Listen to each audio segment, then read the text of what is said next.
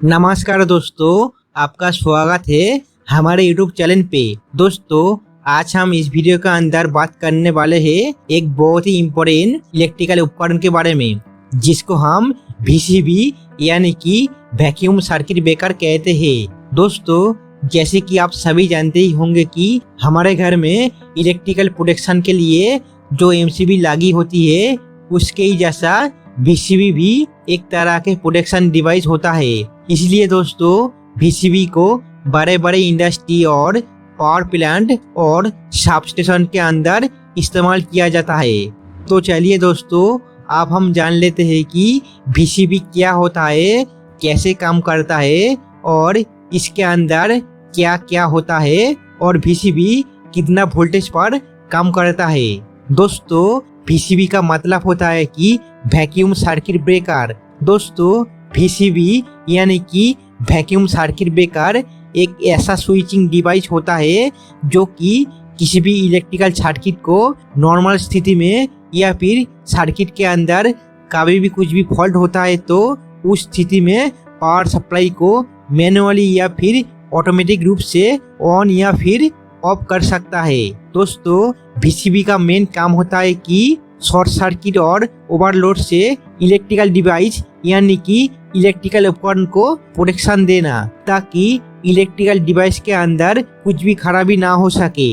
दोस्तों, VCB को आमतौर पर मीडियम वोल्टेज के लिए बनाया गया है, जैसे कि 1 किलो वोल्ट से लेकर 52 किलो वोल्ट तक चलने वाली मीडियम वोल्टेज वाले उपकरण के लिए VCB को बनाया गया है। दोस्तों, अगर VCB के अंदर से इससे अधिक वोल्टेज आता है तो ये तुरंत ही 1-2 सेकेंड के अंदर ट्रिप होके इंडस्ट्री के अंदर पूरा सिस्टम को कट आउट कर देता है। दोस्तों, अब हम समझ लेते हैं कि VCB कैसे काम करता है। दोस्तों, आप इसके नाम से ही पता कर सकते हो कि ये कैसे काम करता है। दोस्तों, VCB के अंदर वैक्यूम रहने के कारण इसके काम करने का तरीका इंडस्ट्री के अंदर और भी जो प्रोटेक्शन डिवाइस होता है उससे थोड़ा अलग होता है। दोस्तों, आप सभी जानते ही होंगे कि किसी भी सर्किट ब्रेकर को ऑन या फिर ऑफ करने के समय उसके अंदर स्पार्किंग जनरेट होता है, जिसके कारण इंडस्ट्री के अंदर आग लग सकता है। लेकिन दोस्तों, VCB के अंदर वैक्यूम चेम्बर होने के कारण जब भी VCB को ऑन या फिर ऑफ किया जाता है तो उस समय VCB क्या करता है, VCB के अंदर जिस एरिया में दोनों कॉन्टैक्ट आपस में कनेक्ट होके पावर सप्लाई को ऑन करता है या फिर ऑफ करता है, तो उस समय उस वाले एरिया में स्पार्किंग जनरेट होता है, जिसके कारण VCB के अंदर आग ना लग जाए। इसलिए VCB जब भी ऑन या फिर ऑफ होता है तो उस समय वैक्यूम चेम्बर उस वाले एरिया के आसपास जितना भी एयर यानी कि ऑक्सीजन रहता है उसको खींचकर बाहर कर देता है, जिसके कारण VCB को ऑन या फिर ऑफ करने के समय अगर स्पार्किंग होता भी है तो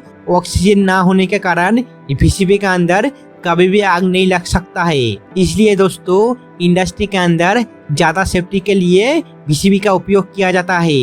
दोस्तों, आप हम समझ लेते हैं कि VCB के अंदर से पावर सप्लाई आगे की तरफ कैसे फ्लो होता है। दोस्तों, VCB के अंदर मेनली 2 पार्ट होता है, जिसमें एक पार्ट फिक्स्ड रहता है और दूसरा पार्ट मूविंग होता है। दोस्तों, जब भी VCB को ऑन किया जाता है तो उस समय इस वाले मूविंग पार्ट फिक्स पार्ट से कनेक्ट होकर पावर सप्लाई को आगे की तरफ फ्लो करवा देता है, और जब भी VCB को ऑफ किया जाता है तब भी इस वाले मूविंग पार्ट फिक्स पार्ट से यानी कि फिक्स कॉन्टैक्ट से डिस्कनेक्ट होकर पावर सप्लाई को कट आउट करवा देता है। दोस्तों, VCB के अंदर इस वाले मूविंग पार्ट और फिक्स पार्ट आपस में कनेक्ट और डिस्कनेक्ट होने के समय इस वाले एरिया में स्पार्किंग जनरेट होता है, और उस समय वैक्यूम चेम्बर इस वाले एरिया का पूरा ऑक्सीजन बाहर कर देता है। दोस्तों, अब हम समझ लेते हैं कि VCB कैसे किसी भी फॉल्ट को डिटेक्ट करता है। दोस्तों, VCB के अंदर एक रिले लगा होता है और इस वाले रिले का काम होता है सर्किट के अंदर से किसी भी फॉल्ट को डिटेक्ट करना। दोस्तों, जब भी सर्किट के अंदर कुछ भी फॉल्ट होता है, जैसे कि शॉर्ट सर्किट ओवरलोड तो तुरंत ही इस वाले रिले VCB को एक ट्रिप सिग्नल भेजता है और जैसे ही दोस्तों VCB को ट्रिप सिग्नल मिलता है तो तुरंत ही VCB का अंदर मैकेनिज्म पार्ट ऑटोमेटिकली काम करना शुरू कर देता है और मूविंग पार्ट को फिक्स पार्ट से अलग कर देता है, जिसके कारण दोनों पार्ट सेपरेशन होके पावर सप्लाई को कट आउट करवा देता है, जिसके कारण पावर सप्लाई का आगे की तरफ फ्लो होना रुक जाता है। दोस्तों VCB के अंदर जो वैक्यूम रहता है उसका इंसुलेटिंग स्ट्रेंथ और डाई इलेक्ट्रिक स्ट्रेंथ बहुत ज्यादा हाई होता है, इसलिए VCB को ऑन या फिर ऑफ करने के समय दोनों कॉन्टैक्ट के बीच में स्पार्किंग होने के कारण जो आग उत्पन्न होता है उस वाले आग इस वाले वैक्यूम के कारण तुरंत ही बुझ जाता है। दोस्तों अब हम समझ लेते हैं कि VCB को कितना वोल्टेज के अंदर इस्तेमाल किया जाता है। जैसे कि दोस्तों पहले ही हम बता चुके हैं कि VCB का उपयोग मेनली मीडियम वोल्टेज पर किया जाता है। दोस्तों इसकी वोल्टेज रेंज आमतौर पर 1 किलोवोल्ट से लेकर 52 किलोवोल्ट तक होती है। दोस्तों ज्यादातर जगहों पर 11 किलोवोल्ट, 22 किलोवोल्ट और 33 किलोवोल्ट के पावर सिस्टम में VCB का इस्तेमाल होता है। दोस्तों आप हम समझ लेते हैं कि VCB का उपयोग कहाँ पर किया जाता है। दोस्तों VCB का उपयोग उन जगहों पर होता है जहाँ पर हाई वोल्टेज और हाई करंट को सुरक्षित रूप से कंट्रोल करना होता है। जैसे कि दोस्तों VCB का मेनली उपयोग पावर स्टेशन पर किया जाता है। दोस्तों इलेक्ट्रिसिटी को डिस्ट्रीब्यूशन करने वाले सब स्टेशन में VCB को मेन ब्रेकर के रूप से इस्तेमाल किया जाता है। दोस्तों इसके बाद इंडस्ट्री के अंदर जहाँ पर बड़े बड़े मशीन और मोटर का उपयोग किया जाता है वहाँ पर भी VCB का उपयोग किया जाता है। इसके बाद दोस्तों जहाँ पर इलेक्ट्रिसिटी उत्पन्न होता है यानी कि पावर प्लांट में भी VCB का इस्तेमाल किया जाता है। इसके बाद दोस्तों मेट्रो और रेलवे के इलेक्ट्रिकल सिस्टम में भी VCB का इस्तेमाल किया जाता है। दोस्तों आप हम समझ लेते हैं कि VCB के अंदर जो मैकेनिकल पार्ट होता है वो कैसे काम करता है। जैसे कि दोस्तों VCB के अंदर एक वैक्यूम इंटरप्टर रहता है। इस वाले वैक्यूम इंटरप्टर VCB का मेन हिस्सा होता है। दोस्तों इस वाले वैक्यूम इंटरप्टर सिरामिक या फिर ग्लास का बना हुआ सील किया गया एक चेम्बर होता है जिसके अंदर हाई प्रेशर वैक्यूम होता है और इसके अंदर ही फिक्स्ड और मूविंग वाले कॉन्टैक्ट्स होती है। दोस्तों फिक्स और मूविंग कॉन्टैक्ट्स ये दोनों कॉन्टैक्ट वैक्यूम इंटरप्टर के अंदर होते हैं। नॉर्मल स्थिति में ये दोनों कॉन्टैक्ट्स आपस में जुड़ा होता है और सर्किट के अंदर किसी भी फॉल्ट आने पर ये दोनों कॉन्टैक्ट्स अलग हो जाता है। इसके बाद दोस्तों मूविंग कॉन्टैक्ट के साथ एक मेटल बेलो होता है और इस वाले मेटल बेलो मूविंग कॉन्टैक्ट के साथ जुड़ा होता है और इस वाले मेटल बेलोस वैक्यूम इंटरप्टर को डिस्टर्ब ना करते हुए मूविंग वाले कॉन्टैक्ट को बाहर से मूव करने में मदद करता है और इस वाले मेटल बेलोस एक फ्लेक्सिबल धातु से बना हुआ एक मेटालिक शीट होती है।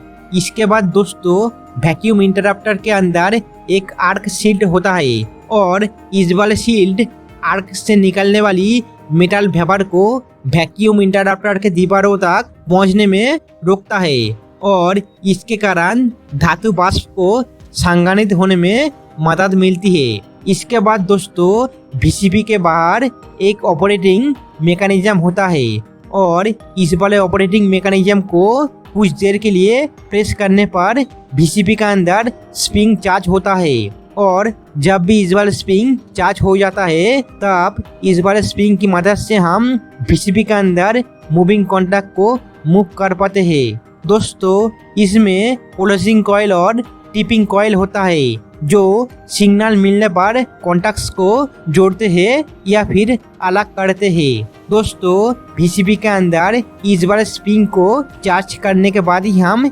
VCB को ऑन कर सकते हैं। दोस्तों VCB के अंदर लगा हुआ इस वाले स्प्रिंग को हम दो तरह से चार्ज कर सकते हैं। जैसे कि दोस्तों VCB के अंदर इस वाले स्प्रिंग को हम VCB के बाहर लगा हुआ ऑपरेटिंग मैकेनिज्म या फिर हैंडल की मदद से कुछ देर के लिए प्रेस करके चार्ज कर सकते हैं या फिर पीसीबी के अंदर लगा हुआ मोटर की मदद से ऑटोमेटिक रूप से चार्ज कर सकते हैं।